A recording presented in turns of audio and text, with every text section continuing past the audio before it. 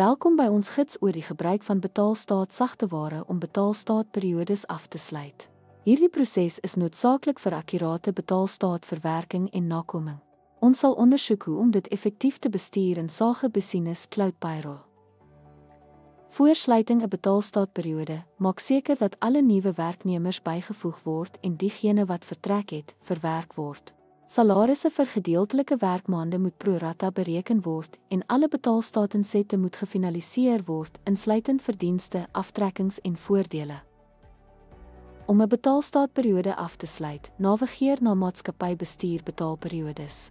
Jy kan oorskakel na 'n nuwe betaalperiode of klik die huidige betaalperiode datum in die navigasiebalk. Kry toegang tot die salariskontrolelys op die dashboard vir leiding.